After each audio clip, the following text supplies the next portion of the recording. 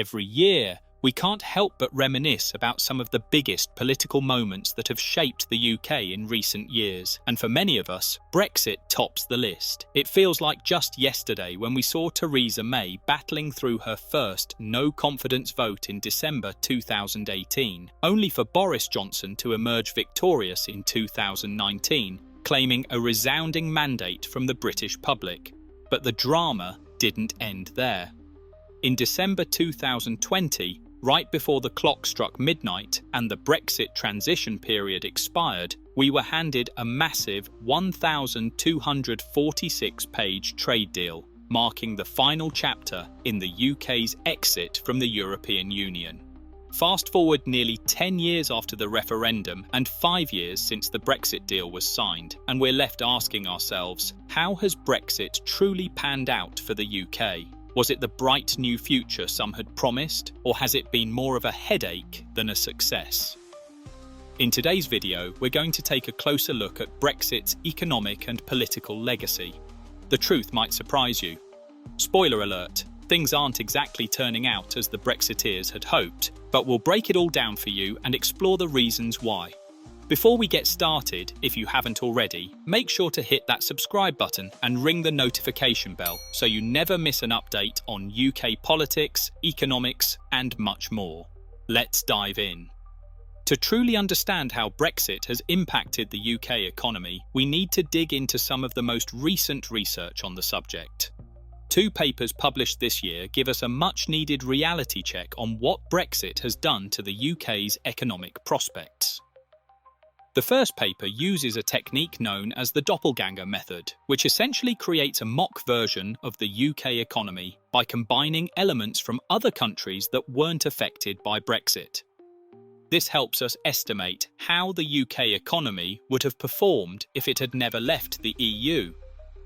This approach allows economists to look at a hypothetical what-if scenario and compare it to reality.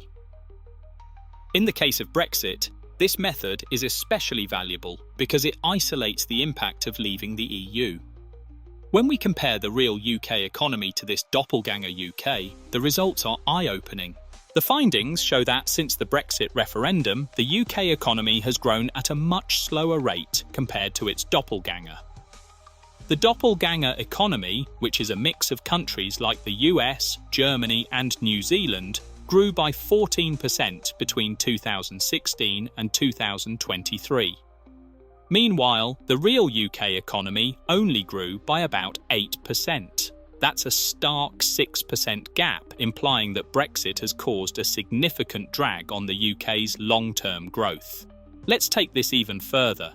The second paper we're going to look at takes a different approach but arrives at a similar conclusion.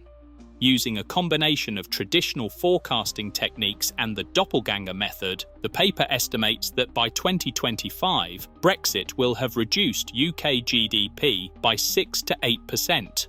That's even worse than the findings in the first paper. The consequences are clear. Brexit has caused more harm to the UK economy than previously expected.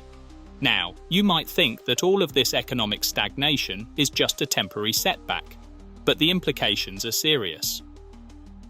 According to the Office for Budget Responsibility, OBR, Brexit was originally projected to lower UK productivity by about 4%, which would equate to a loss of around £4,000 per household and a staggering £40 billion in lost tax revenues.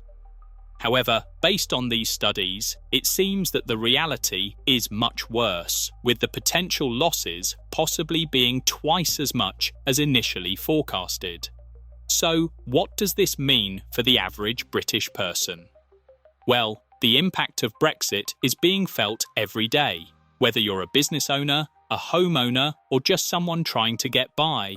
The reality is that Brexit's economic fallout has meant higher costs, fewer job opportunities, and a greater sense of uncertainty for millions of people. Take, for example, the small business owner.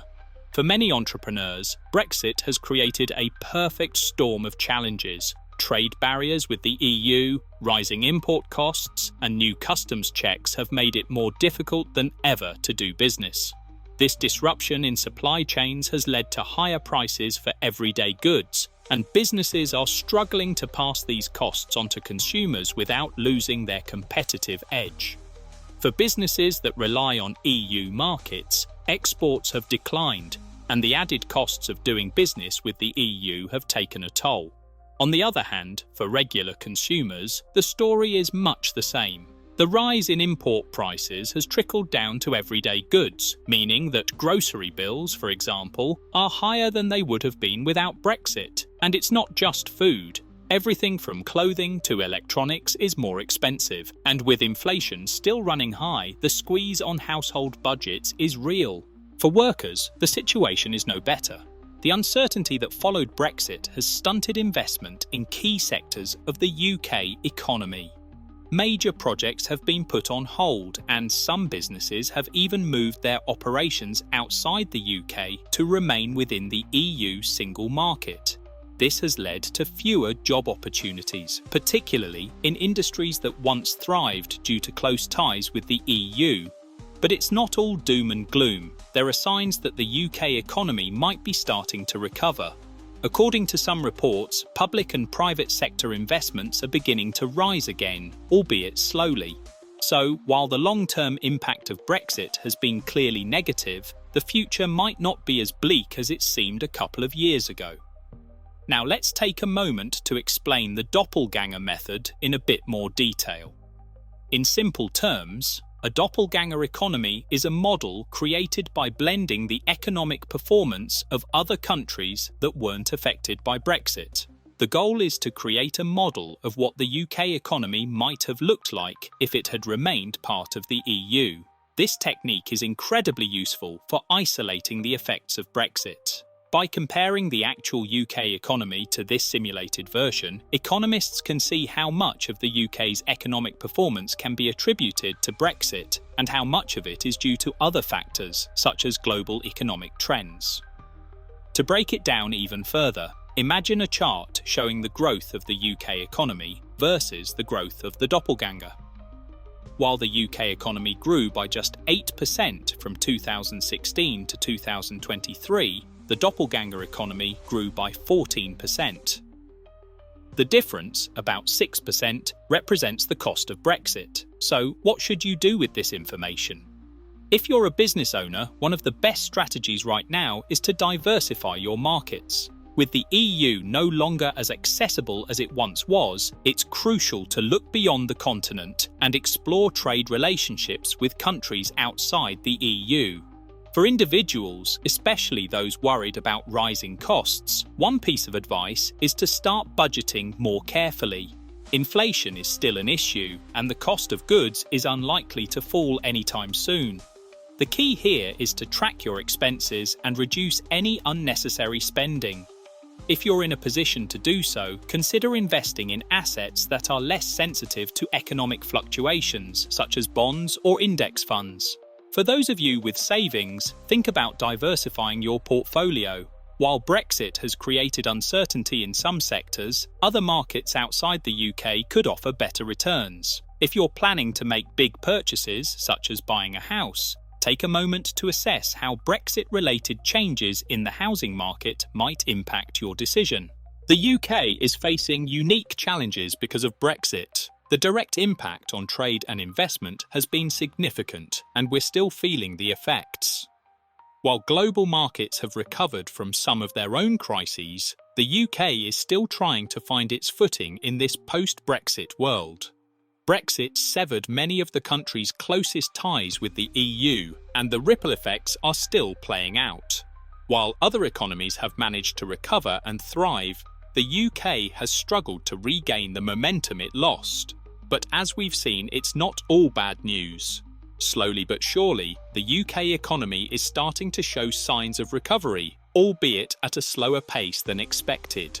What do you think about Brexit's economic impact? Are you feeling the effects in your daily life? Whether it's rising costs or job uncertainty, let me know in the comments. I'd love to hear your thoughts on whether Brexit was worth it.